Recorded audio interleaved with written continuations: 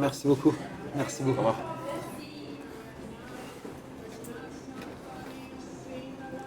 Alors, je pense que ce qui est plus intéressant dans mon parcours, c'est un peu plus long qu'il y a une dizaine d'années. C'est que j'ai fait un bac, un BTS. J'ai fait une mention sommellerie. Et en fait, de là, j'ai fait un peu de sommellerie. J'ai fait du service pendant 2 ans. Et après, je suis repassé en cuisine. Donc en fait, c'est ce qui m'a permis aujourd'hui d'avoir un restaurant et d'avoir un restaurant, on va dire, qui fonctionne. C'est parce que j'ai eu l'occasion d'être passé par les autres services et d'avoir un rapport assez facile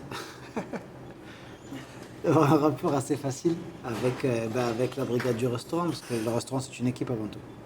Il y a la cuisine, il y a le restaurant, il y a le service, mais après on sait très bien que l'un est indispensable à l'autre. Et donc si on veut que ça tourne bien, il faut pouvoir arriver à créer une équipe. Il ne faut pas juste monter une belle brigade de cuisine, une belle brigade de salle et puis chacun fait son travail.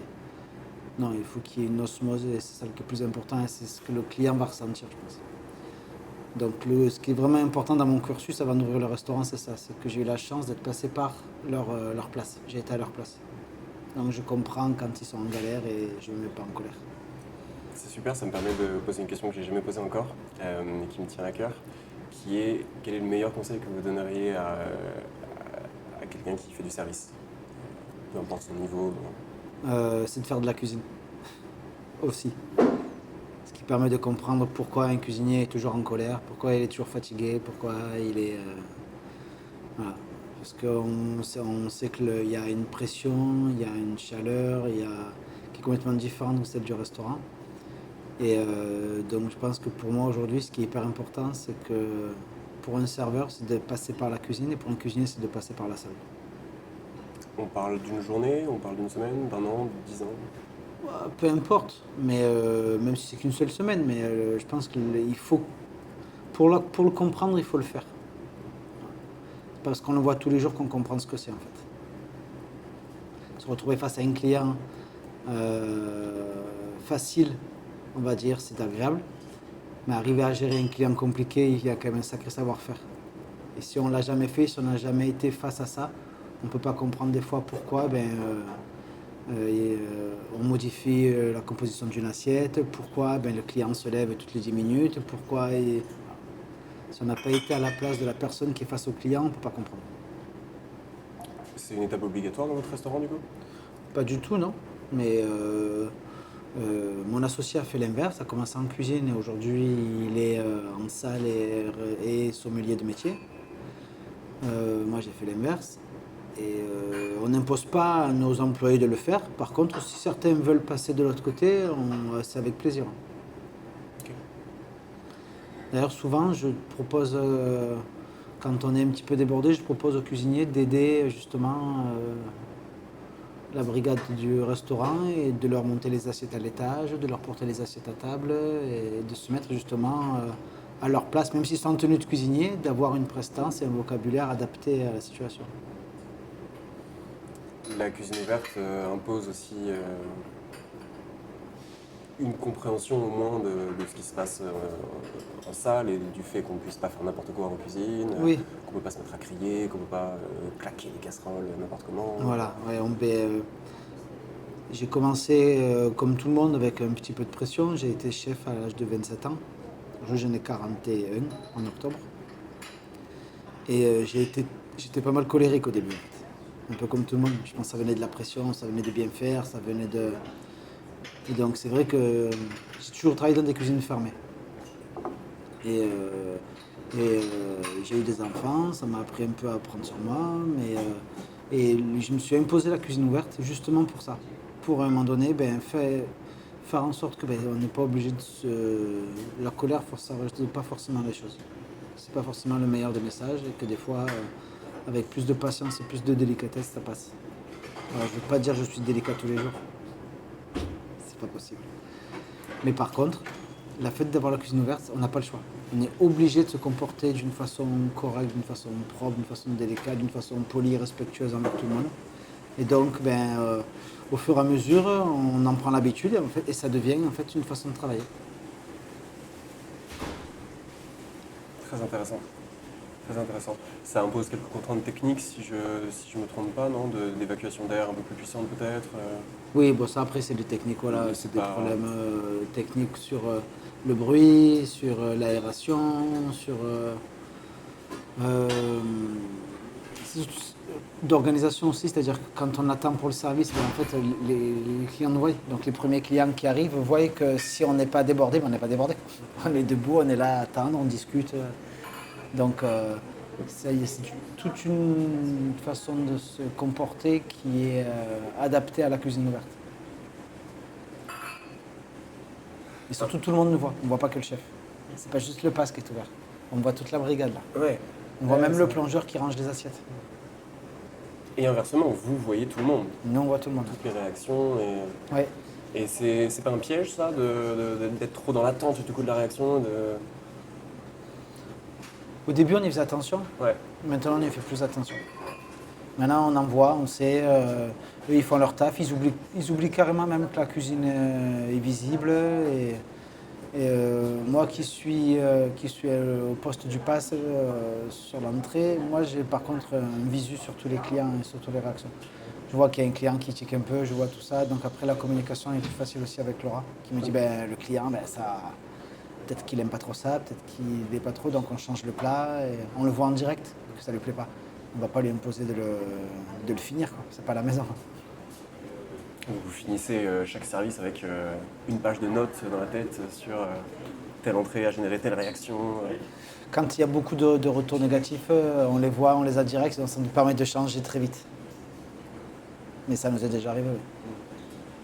Combien vous êtes en cuisine? On est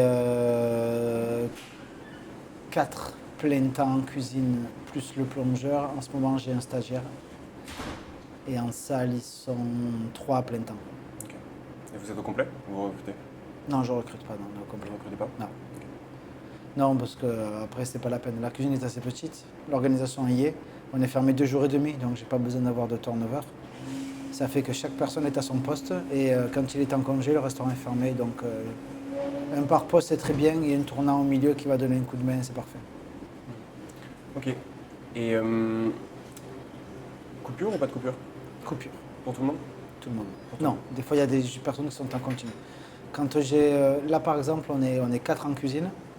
C'est sa première semaine, donc au petit stagiaire, il a 20 ans quand même. Au stagiaire que j'ai en plus, souvent j'essaie de le mettre de continu. Donc il est soit en continu du matin, soit en continu d'après-midi, ça va dépendre de la fréquentation, ça va dépendre des clients qu'on a et on va dire, des livraisons qu'on a sur le jour même. Quand je reçois les viandes, c'est bien qu'ils soient là, le poisson, c'est bien qu'il soit là. Quand j'ai pas de livraison, ben dans ces cas-là, il reste là l'après-midi. Comme ça, il nous fait de la mise en place. Donc après, c'est une organisation. Et ça arrive que certains font des continus. Les 4 qui bossent fixes, mon sous-chef, mon pâtissier et mon cuisinier, nous 4, on est quasiment jamais de continu. On est tout le temps en coupure, on est là midi et soir. Donc vous tournez à combien d'heures par semaine? Légal. On démarre à 8h30. S'ils arrivent plus tôt, comme moi j'arrive plus tôt, en fait on boit le café jusqu'à 8h30. Donc je ne les fais pas se changer. On attaque à 8h30 en cuisine. On coupe généralement autour des 14h30 à peu près. On reprend à 17h30. Pareil, quand ils arrivent à 17h, on se boit le café jusqu'à 17h30. Et le soir, ça va vraiment dépendre de comment arrivent les derniers clients, du menu qu'ils vont prendre. Mais on peut terminer à minuit, comme on peut terminer à 10h30. Voilà. Vous disiez sur votre stagiaire, ça dépend, il vient selon aussi les clients qui sont là. Vous parliez du nombre de clients ou des types de clients? Par rapport au nombre de clients et par rapport...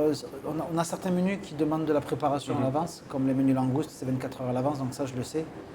Donc quand par exemple j'ai le soir beaucoup de menus, dans ces cas-là, moi je le mets de continu, l'après-midi il me fait des raviolis ou alors il me fait... Voilà. Parce qu'il y a une certaine mise en place qui demande de l'instantanéité et pour ça il me faut quelqu'un l'après-midi. Si j'ai personne, par exemple, moi je reste. Vous parlez des raviolis, si je ne me trompe pas, vous avez été formé par un chef qui gérait bien les pâtes. Oui, j'ai été formé par un chef italien en Corse, Davide Bizetto. Ouais. Italien corse? C'était en Corse, mais le chef était italien, D'accord. 100% italien. Ok. pouvez me parler de la relation que vous avez eue avec lui, comment ça se passait? Au début, c'était très difficile parce que le restaurant en Corse venait d'ouvrir et le propriétaire avait débauché toute l'équipe du Carpaccio à Paris, donc toute la brigade. Le chef, le second, les chefs de partie, les commis. C'était tous des Italiens, j'étais le seul Français. Et en fait, ce qui s'est passé, c'est que... Vous entendez la machine là, non? Ouais, ça va, normalement. Je vérifie juste que ça filme bien. Ah, pardon. Et en fait, ce qui s'est passé, c'est que le chef italien ne voulait pas de Français en cuisine.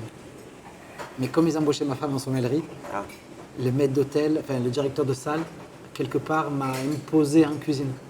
Donc au début, ça a été assez compliqué, mais je lui ai montré qu'en fait, je m'en foutais que c'était les Italiens, je n'avais pas peur. Et l'entente a été très rapide et derrière, je me suis senti comme dans une famille en fait. Et j'ai fait 5 ans. Je suis rentré commis, je suis sorti sous-chef. On a fait l'ouverture en 2004 et je suis parti l'année de la deuxième étoile. C'était donc en 2009 ou 2010. Et j'ai fait les 5 ans. Ils ont gagné la deuxième étoile, mais moi je venais de partir. Parce que ça faisait 5 années. J'avais trouvé une place à l'année à Porto Vecchio, ma première place de chef d'ailleurs, au Troubadour. ok, super. Est-ce que vous vous rappelez du meilleur conseil que vous ayez reçu au niveau de votre carrière? Oui. Alors, c'est une phrase que je sors souvent à mes jeunes. Je m'énervais beaucoup sur des fois les livraisons qui n'arrivaient pas, sur comment le personnel de salle prenait le plateau. Je disais mais qui ne respectait pas le travail dans la salle et tout ça. Et un jour, le second m'a dit mais Julien, ça c'est que les détails, il y a pire ailleurs. Et donc je me dis mais en fait, ouais, il y a pire ailleurs. On est là pour se faire plaisir, on a la chance de faire un métier qui est passionnant. Donc en fait, oui, il y a pire ailleurs, je ne sais pas à me plaindre en fait. Je passe de bons moments, je me fais plaisir. Donc en fait, à chaque fois, je leur dis, mais les gars, il y a pire ailleurs. Ouais, profitez quoi, faites-vous plaisir. Donc c'est pas forcément un conseil, moi je leur conseille de se faire plaisir et d'aimer ce qu'ils font parce que ça passe par les mains et on a besoin d'être de bonne constitution pour sortir une belle assiette. On n'est pas des robots. Et mais cette phrase-là que me disait le second Fabio, qui est aujourd'hui le chef du Cas del Mar, me disait mais Julien, c'est bon, il y a pire ailleurs. Et là je dis ouais, t'as raison, il y a pire ailleurs, il faut kiffer. C'est-à-dire qu'on ne peut pas être partout et il faut se concentrer sur ce qui nous fait plaisir et sur ce qui est important pour nous. C'est un peu ça que ça veut dire? Ouais, voilà, bah, c'est un métier qui est pas facile parce qu'il vous coupe de... Moi, quand je suis rentré au lycée hôtelier, ça m'a coupé de mes amis d'enfance.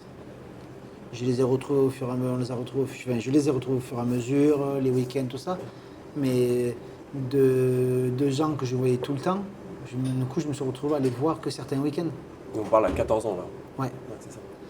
Donc, vous rentrez au lycée hôtelier, vous vous coupez de vos amis d'enfance, vous créez d'autres amis qui deviendront de vrais amis parce que les amis de galère, souvent, c'est une amitié qui est super forte. C'est un métier qui vous fait grandir très rapidement.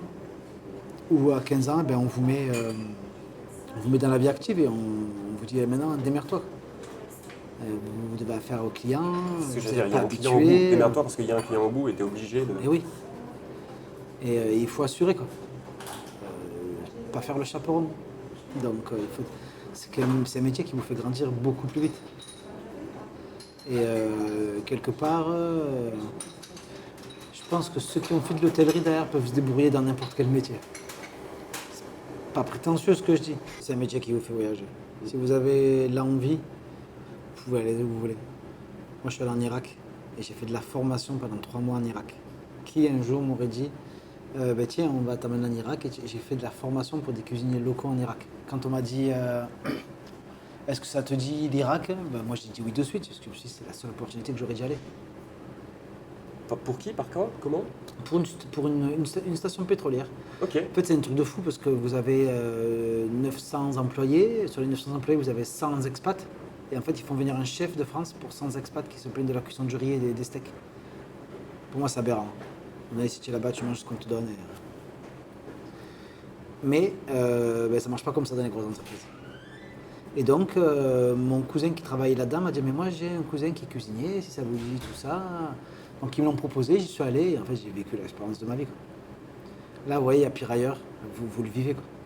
Là, vous avez de la chance de vous dire putain merde, je fais un beau métier, je suis là, je suis en bonne santé. Moi, je me rappelle d'un service où j'avais en cuisine un jeune, il avait 18 ou 19 ans, qui arrive en pleurs et je lui dis qu'est-ce qui se passe, Evan, qu'est-ce qui t'arrive? Il me dit ben il y a un kamikaze qui s'est fait sauter dans l'école de mon frère. Ouais. Et là vous vous dites mais bien sûr qu'il y a pire ailleurs. Putain, sois heureux de ta vie quoi. Et t'énerves pas pour le plateau, quoi. Et t'énerves pas pour le plateau. T'énerves pas pour la carotte qui tombe parce que tu l'as collée droite. T'énerves pas parce que ton livreur il t'a livré à 10h au lieu de 9h. Voilà. Il faut voir la restauration différemment aujourd'hui. On fait un métier de service, on fait plus un métier de servitude. Et le client il doit comprendre qu'il doit s'adapter. On s'adapte au maximum au désir du client, mais il y a des limites. Moi je leur dis, je leur répète constamment, c'est fini, le client il n'est plus roi. Le roi est roi dans son royaume et ici c'est chez moi. Donc à un moment donné, s'il y a un client qui est désagréable, et s'il n'est pas content, il s'en va, je m'en fous. Je ne vais pas faire tout ce qu'il faut pour le rendre content. S'il n'est pas content, il s'en va. Il y a 300 restaurants à Marseille. Et bon, finalement, son petit frère, il lui est rien arrivé, tant mieux, mais bon, d'autres enfants ont été tués dans cette attaque. Et donc là, je me suis dit, ben, c'est un truc de fou quand même. Donc j'ai vécu ça comme une super expérience et comme une chance d'y avoir été. Mais quel autre métier m'aurait envoyé en Irak? Oui, bon, le pétrole, finalement, peut-être. Mais en tout cas, là, c'était la cuisine. Mais après, vous pouvez aller partout. Vous voyagez n'importe où. Quand vous dites que vous êtes cuisinier, d'un coup, ça crée des sourires. Ça crée ah, vous êtes cuisinier, tout ça. Et puis, je suis parti en Bolivie. Je me suis retrouvé à cuisiner avec l'amie donc la femme de mon collègue qui m'hébergeait à La Paz et qui m'a dit bah, tiens regarde, alors j'ai eu des pommes de terre de toutes les couleurs, tout ce que vous voulez, tout ça. Mais si je n'étais pas cuisinier, j'aurais pas eu ce partage en fait si facile, ce contact aussi facile. Tous les pays cuisinent. Dans tous les pays, il y a des spécialités, peu importe, même dans n'importe quelle ethnie, on s'en fout. Tout le monde cuisine, tout le monde a ses spécialités. Et donc en fait, la cuisine, ça permet de voyager n'importe où.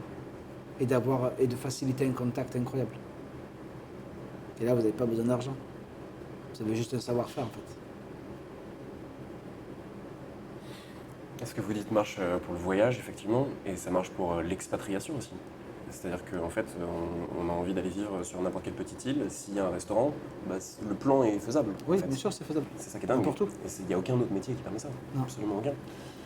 Donc, ouais, c'est en tout cas, où il y a cette facilité derrière de te dire je pars là, je trouverai du travail.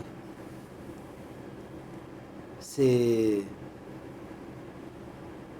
facile. C'est facile. Il suffit qu'il y ait de la disponibilité et un peu de motivation quand même. Attention, c'est pas non plus.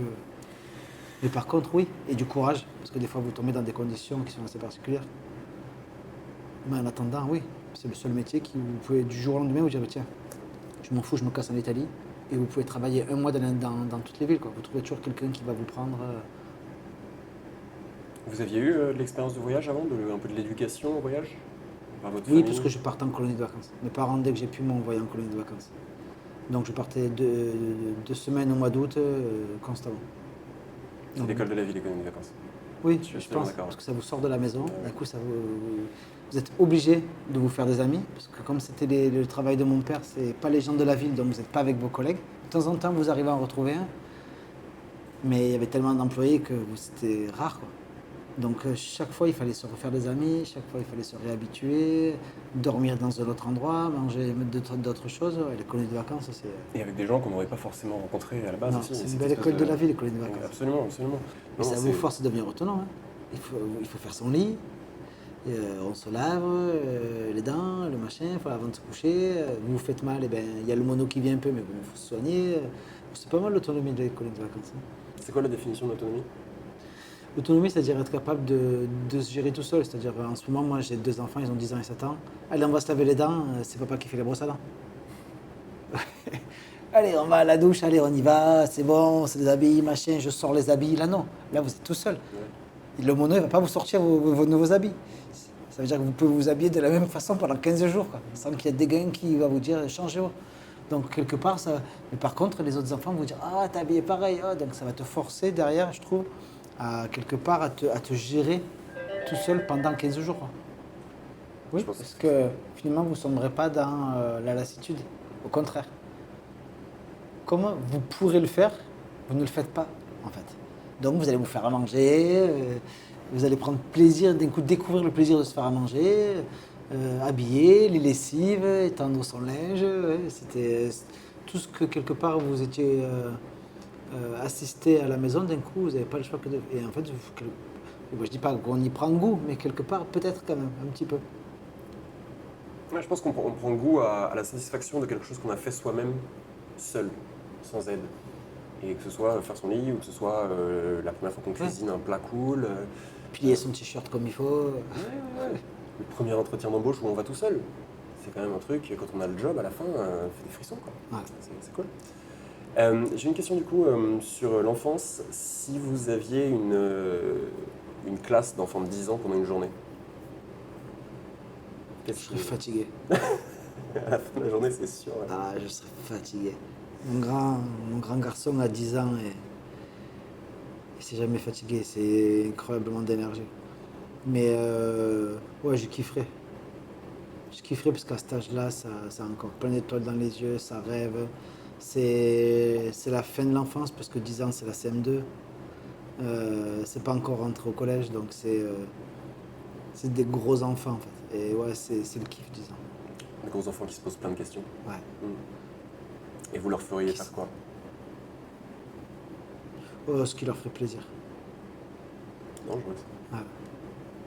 Je pense que on oublie trop de se faire plaisir en fait.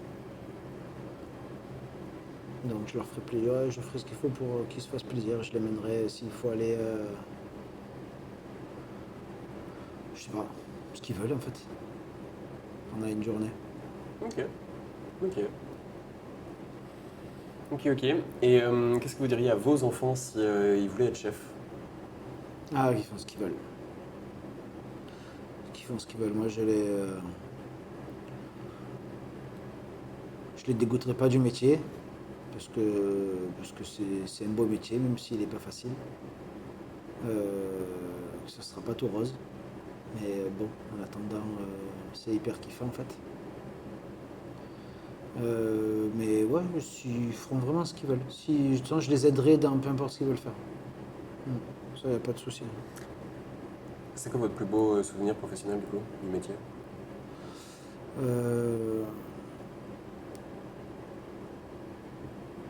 Déjà, il y a l'ouverture de mon restaurant.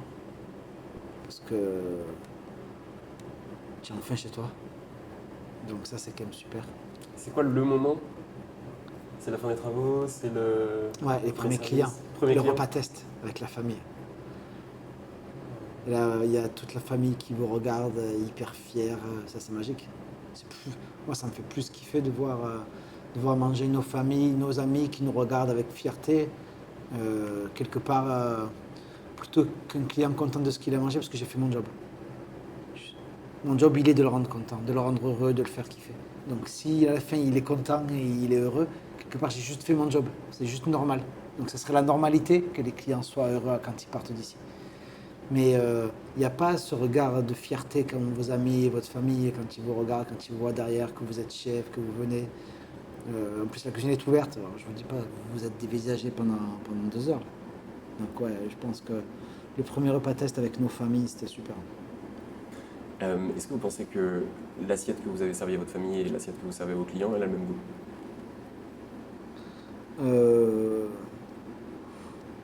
Ouais, je pense que oui.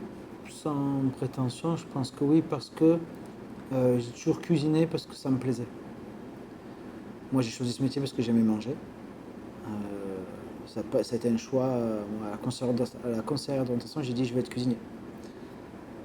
J'ai pas dit oui, je sais pas. Bon, elle m'a dit tiens, va faire l'hôtellerie, tu sais pas quoi faire. Non, moi j'ai dit je veux être cuisinier, je veux rentrer au lycée hôtelier. Donc c'était un vrai choix. Et donc j'ai toujours cuisiné par plaisir et par passion. Donc pour moi c'est important que la personne que j'ai en face, soit l'étranger, soit la famille ou les amis, en fait prennent le même plaisir. C'est juste leur retour à eux qui est différent, qui ne réagissent pas pareil par rapport à ce que moi je fais. Je pense que le goût il est différent pour eux, parce que c'est moi qui l'ai fait. Je pense que c'est lui en mangeant, il va se dire oh là là, c'est mon fils, oh là là, c'est mon ami, oh là là, qui a cuisiné, c'est bon, c'est bon. Parce que s'il mange le même plat à côté, peut-être qu'il va se dire Ouais, c'était pas autant savoureux. Vous voyez ce que je veux dire? Bien sûr. Donc je pense pas que moi, j'ai cuisiné différemment. Par contre, je pense que celui qui mange, il l'a mangé différemment par rapport à la personne qui cuisine. Et des fois, même si c'est votre petite amie et qu'elle ne sait pas cuisiner et elle va mettre tout son cœur toute la journée et que le soir, c'est dégueulasse, mais en fait, c'est quand même bon. Parce qu'elle s'est levée l'âme, parce que machin, donc on y trouvera quand même la satisfaction et le plaisir qu'on a à y trouver. Quand on cuisine, comme on l'a fait, comme on l'a assaisonné, comme on l'a cuit, comme tout ça, je pense qu'on a déjà le goût avant même de l'avoir mangé. Moi, il me manque la surprise quand je cuisine, quelque part. Parce que je ne sais pas comment vous l'expliquer, mais je sais le goût que ça va avoir à la fin. Avant même de l'avoir fait, je sais le goût que ça va avoir. Parce que je sais comment je vais le faire. Et donc, quelque part, derrière, on mange, mais on mange sans surprise. On ne mange pas sans plaisir, mais on mange sans surprise. Et des fois, le plaisir, il ne serait pas peut-être dans la surprise, même si c'est un peu moins joli, un peu moins précis. Des fois, le fait de ne pas le faire, de ne pas le cuisiner, des fois, c'est meilleur. Ou alors, on va être beaucoup plus concentré sur les goûts, sur les cuissons, sur les techniques, machin, sur tout ça. Alors que si vous l'avez fait à la maison, vous savez très bien quel goût ça va avoir. Parce que vous l'avez fait comme vous avez envie de le manger. On va dire l'effet psychologique, il est hyper intéressant quand vous êtes sur de la création, sur des changements de cartes. Où là, vous vous êtes imaginé quelque chose et quand vous le faites, il est raté. Et là, vous dites merde, pourquoi je l'ai raté? Et le cerveau s'était imaginé quelque chose et en fait, c'est totalement l'inverse. Donc c'est sur l'innovation. Ouais, je pense que c'est là que l'imagination on va dire, que l'intellect va agir en se disant merde, j'avais pensé ça, c'est pas ça. Pourquoi c'est pas comme ça? Pourtant, ça devrait être comme ça. Mais il manque quelque chose qui fait que c'est pas comme ça. Et pourtant, j'ai fait comme ça. Et là, en fait, il y a toute une série de réflexions qui arrivent pour te dire, pour essayer de comprendre. Et jusqu'à ce que vous arrivez à ce que vous aviez espéré. Et une fois que vous avez ce que vous avez espéré, quelque part, il y a la satisfaction, mais après, derrière, il n'y a plus que de la reproduction. Alors que tout avant, il y a tout un processus de création, je trouve, qui agit beaucoup plus sur la satisfaction et sur le fait de te dire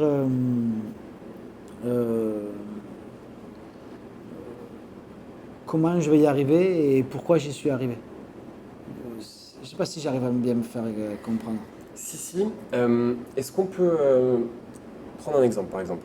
Vous dites, j'imaginais par exemple faire tel accord entre tel goût et tel goût, et dans ma tête, ça va bien ensemble, mais au final, en le goûtant, ça va pas. Donc là, vous rajoutez par exemple un épice, ou quelque chose en plus qui va lier peut-être les deux, qui va vous amener plus proche de votre résultat final. Et une fois que ça y est, une fois que vous l'avez, votre résultat final, vous mettez à la carte, là vous reproduisez. Mais in fine, c'est que de la reproduction, et c'est plus de la création. Et donc il faut en permanence continuer à créer pour justement se stimuler et pas avoir ce sentiment de déjà vu et de je connais, je sais ce que je vais manger. Ouais. Ouais, ok. J'ai à peu près compris, je pense. Donc c'est pour ça que quand je dis qu'on cuisine pour soi, en fait on sait totalement le goût que ça va avoir à la fin. Il y aura très peu de surprises. Ok. Sauf si on a raté ce qu'on a fait. Et dans ces cas-là, il y a l'effet de surprise. Mauvaise surprise. Ou bonne, hein. C'est Parce vrai que des aussi, fois, c'est on vrai aussi. récupère de très beaux résultats avec des erreurs. Hein. Ça vous est arrivé ça? C'est une Ouais. question qu'on m'a suggéré ça. Ouais, ça m'est déjà arrivé ça. De balancer un truc au four en me disant de toute façon c'est pourri, là je le fais au perso, oui mais on l'a, on prend ça, on prend ci, on prend ça, tac, on le fait au four, on le récupère et en fait on se régale. Et là on dit putain mais quelle bonne idée. Alors on va récupérer la base pour derrière nous le retravailler différemment. Exemple? Exemple, je crois que c'était sur l'assaisonnement du cochon, je crois que c'était, ouais, sur un mignon. On l'avait fait mis en saumure et puis on se rend compte qu'en fait il était devenu trop salé. Et on se dit putain, le truc il est mort et tout. Et on a pris des épices, du miel, on l'a laqué au miel, aux épices, on l'a fait au four, on l'a relaqué. En fait, on a fait un truc hyper laqué au miel, on s'est dit de toute façon ce sera aigre doux, ça va passer. Et en fait, le résultat a été hyper bluffant. Parce que le sel a disparu, c'est intégré dans les épices. Ouais, Ok, trop stylé. pour quelque chose qui à la base était ouais, difficilement comestible. Ou alors la pomme, j'ai fait une crème de pomme. Et donc je la fais nature, micro-ondes vraiment pour accompagner le boudin. Et puis la boîte, j'oublie de la jeter le vendredi. On ferme samedi, dimanche. J'arrive le lundi, la pomme elle a fermenté. Je vois les petites billes de gaz et tout là. Je me dis, bon, putain. Mais je vais quand même la goûter. Ça part à la poubelle, je la goûte. Et en fait, le goût était hyper intéressant. Aujourd'hui, je fais toujours fermenter mes crèmes de pomme. Quand je fais les boudins, j'anticipe toujours 3 jours à l'avance pour faire fermenter ma crème de pomme, pour que cette pomme ait ce goût légèrement gazeux, un poil piquant. Ouais, Le cidre, en cidre, fait, du jus c'est de ça. pomme fermenté, quoi. La prochaine étape, Calvados, hein. Donc ouais, ça, ou alors j'avais fait du bœuf mariné dans du soja pour faire des tataki. Et en fait, je les ai laissés hyper longtemps, je les ai zappés. Donc ça confie. Ah, c'est resté un mois. Et en fait, ça a confit la viande. Et la viande, vous la servez crue, et elle a une texture que j'ai jamais vue différemment de cette façon-là en fait. C'est ferme, il n'y a plus du tout de gras. Bizarrement, le liquide s'est échappé, donc il y a plus ce côté fibreux de la chair. C'est vraiment intéressant. Parce qu'avec tout le sel, ça la cuit. Ouais. Et c'est en même temps, ça l'a déshydraté bizarrement. Elle est trempée dans l'eau, mais ça l'a déshydraté.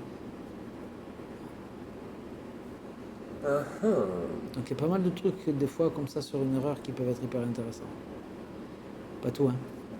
80% c'est loupé, ça part à la poubelle.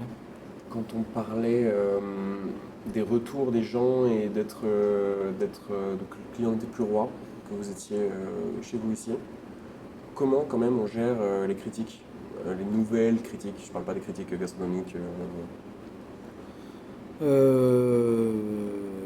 Quand la critique est fondée et qu'elle se fait au sein même du restaurant, il faut la prendre et il faut l'enregistrer et faire en sorte que cette erreur n'arrive plus. Voilà. Quand vous avez des remarques pertinentes, je pense qu'il faut les prendre en compte. Il ne faut pas se croire intouchable, c'est pas vrai. Donc là, on se remet en question. La critique internet, je m'en fous. Complètement. Vous arrivez à pas du tout les lire, pas du tout. Non, je n'en ai rien à foutre. Vraiment. Je les lis pas. Et même si je les lis, je m'en fous. Et c'est ce que j'essaye de leur dire à tous. À un moment donné, si le client n'a pas eu le courage de vous le dire en face, c'est pas la peine. Vous en foutez. S'il y a vraiment quelque chose qui va pas, c'est vraiment quelque chose de pertinent, le client va venir vous voir, il va vous dire de suite. Il va vous dire voilà, ça mon garçon, c'est pas bien, ça ma petite, c'est pas bien. Ça aurait été bien comme ça je suis désolé, j'ai pas compris. Voilà. Et là, dans ce cas-là, il faut que ça amène à la discussion, à la remise en question pour masquer cette erreur ou pour la gommer. Mais quand vous prenez une réflexion sur les réseaux sociaux en vous disant faut pas aller dans ce restaurant, l'accueil est minable et machin, ouais, je m'en fous, fous-moi le camp. Bon, je suis pas content, on va déverser ta joie, enfin ta haine ailleurs, je n'ai rien à foutre. Je ne les lis pas et je ne les prends pas en considération. Non, il faut pas les prendre en compte parce que c'est quelque chose qui ne sert à rien. Aujourd'hui, on a tellement donné d'importance à ces sites qui ne vérifient même pas la véracité des propos certaines fois. Vous avez des clients, vous pouvez avoir des clients mécontents, comme des gens qui ne sont jamais venus chez vous. Vous pouvez avoir un confrère jaloux. Vous pouvez avoir des gens qui s'amusent. Et en fait, moi, aujourd'hui, pour moi, ça n'a aucune importance. Un jour, j'étais chef en Corse. J'avais une étoile Michelin. Et un client autrichien a mis comme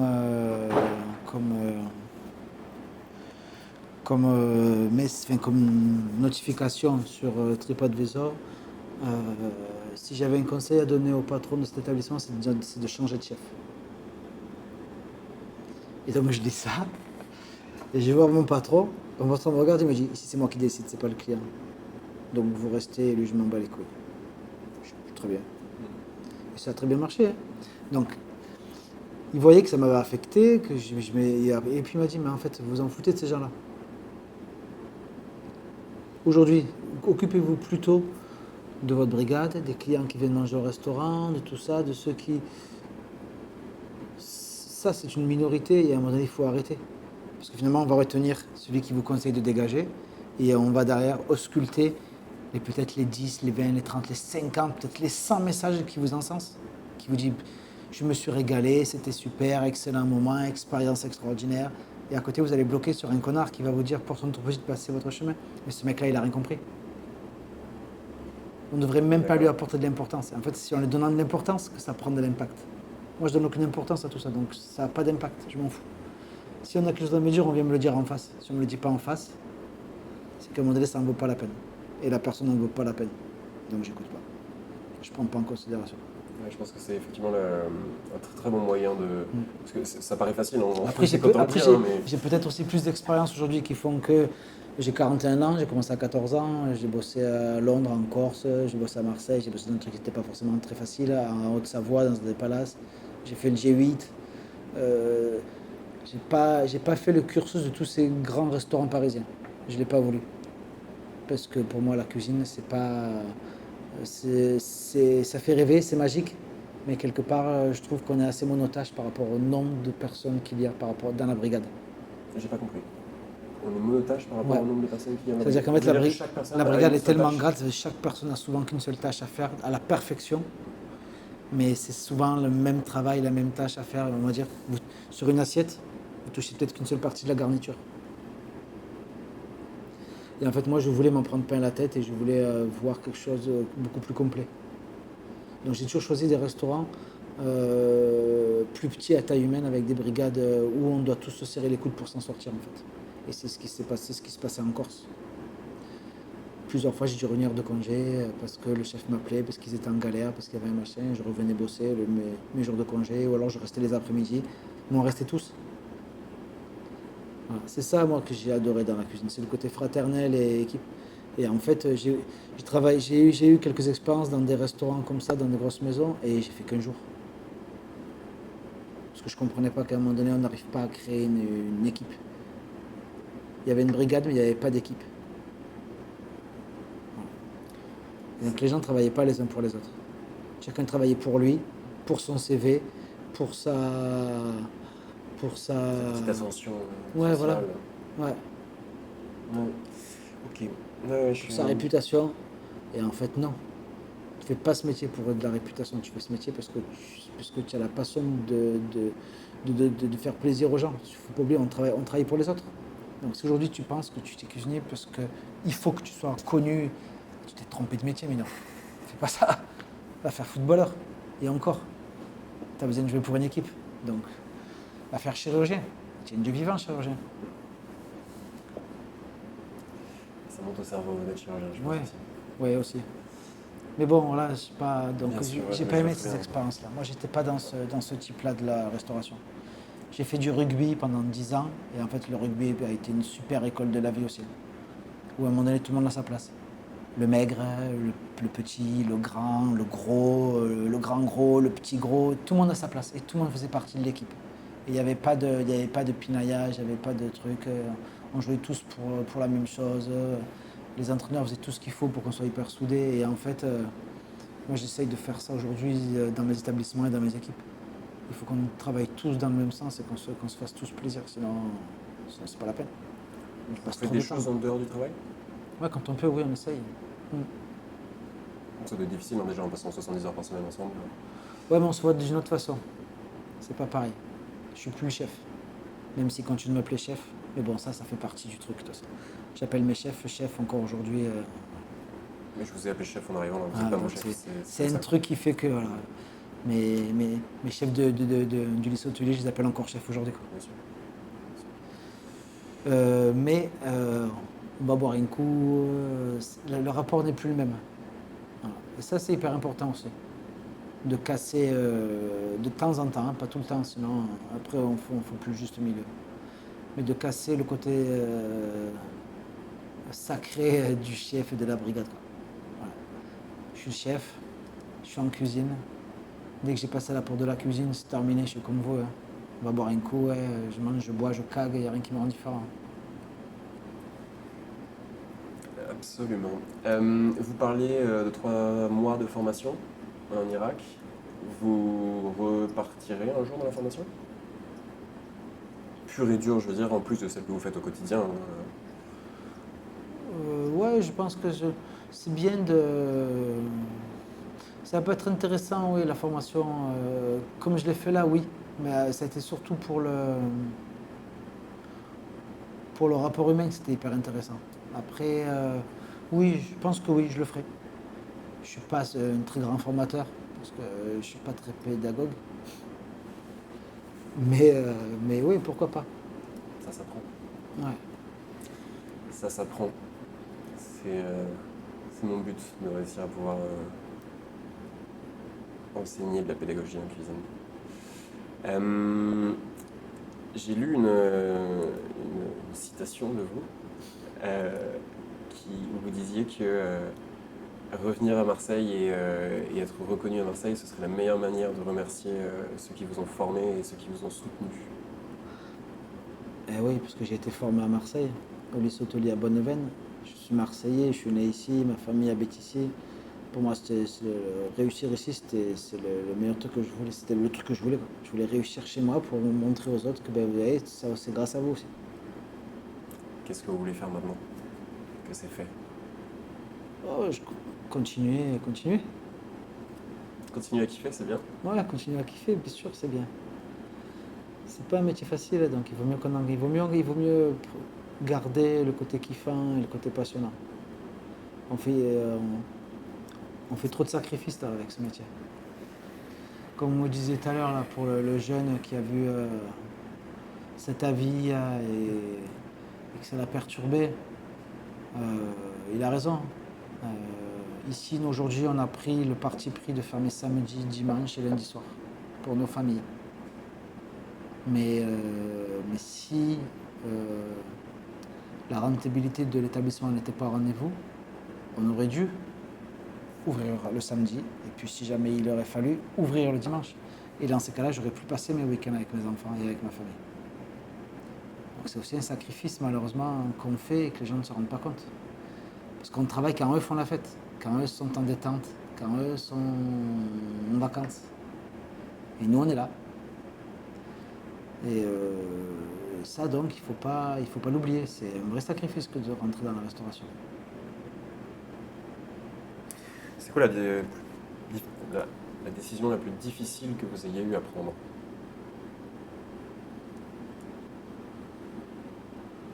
Euh, Dans la profession? Pour en arriver là? Ça peut être une décision privée.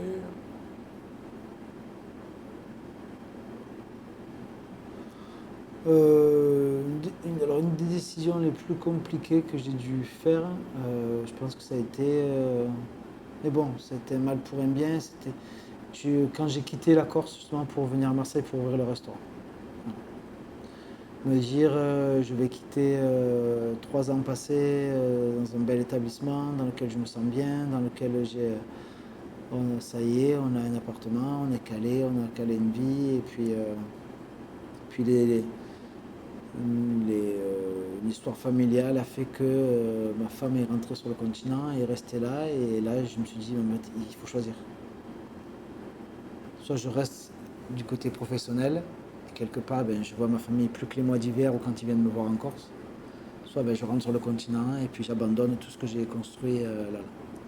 Et donc j'ai dû tout laisser, mais par contre je me suis dit, si je rentre, c'est pour mieux. Voilà. Donc si je rentre, j'ouvrirai mon restaurant, je repartirai pas. Je ne quitte pas quelque chose quelque chose que je voulais pas quitter, quelque part pour le remplacer par non. Si je rentre, il faut que je fasse mieux. Donc je me suis dit, ben voilà, je rentre, j'ouvre mon restaurant. C'est terminé, c'était la décision qui a fait que je ne travaillerai plus pour quelqu'un d'autre. Et donc c'est un super déclencheur, c'est-à-dire que il se serait peut-être passé plusieurs années avant que vous preniez cette décision si ça n'était pas arrivé, si votre femme n'était pas rentrée. Si j'avais pas eu quelque part, c'est pas l'obligation, je n'étais pas obligé, mais je pense que c'était mieux quand même de le faire. Ben non, peut-être que j'aurais fait 5, 6 ans, 7 ans, et puis ça aurait tout reporté, quoi. Reporter, ou alors j'ai un phénomène qui me fait très très peur en cuisine. Combien vous pensez qu'il y a de chefs qui sont pas sortis assez tôt, justement? Si on peut dire que là vous êtes sorti en fait ce fonctionnement d'être chef pour quelqu'un d'autre et d'apprendre et avant de se lancer, par rapport à se lancer, est-ce que vous croyez qu'il y a des chefs qui sortent pas assez tôt, qui lancent pas leur affaire assez tôt et qui en fait crament en vol, qui s'épuisent, qui perdent le goût du métier, qui perdent la passion peut-être? Oui, je pense qu'il y en a beaucoup quand même. Comme ceux qui ouvrent trop tôt aussi. Et qui se brûlent les ailes parce qu'ils ont pas d'expérience. Et qui s'enterrent dans un train-train qui fait qu'après ils se sentent bloqués et n'ont plus le courage de se lancer. Comme je pense aussi l'inverse, qu'il y a d'autres chefs qui se lancent beaucoup trop tôt et quelque part n'ont pas encore eu cette expérience du métier qui fait que euh, ils maîtrisent pas tous les aspects de la profession. Parce qu'un chef, c'est pas juste un chef. Vous ouvrez votre restaurant, derrière, il y a la comptabilité, le machin. Et puis qu'une fois que tout est calé, il y a aussi se renouveler.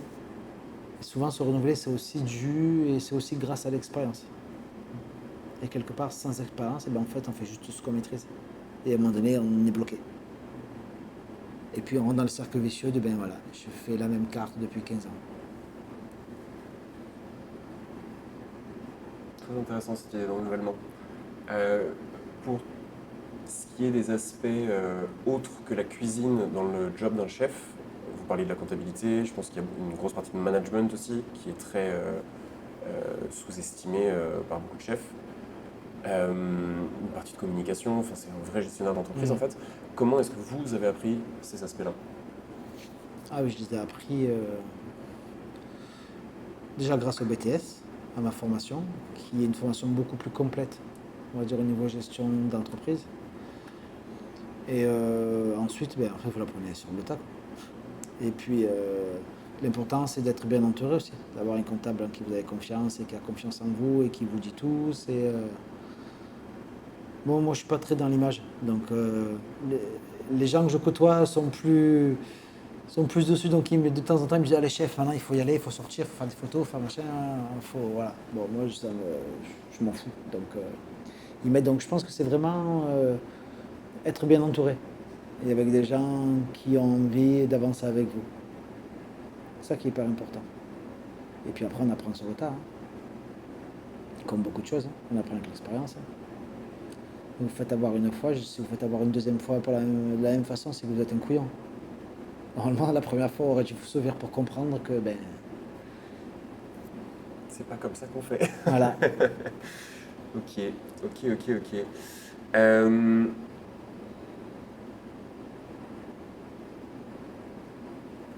Si vous étiez condamné à mort, ce serait quoi votre dernier repas? Je pense que ça serait un repas impossible. Ce serait les gnocchis et les boulettes de ma grand-mère. Pour retrouver ce pourquoi j'ai fait ce métier. Voilà. Ce que je mangeais quand j'étais enfant.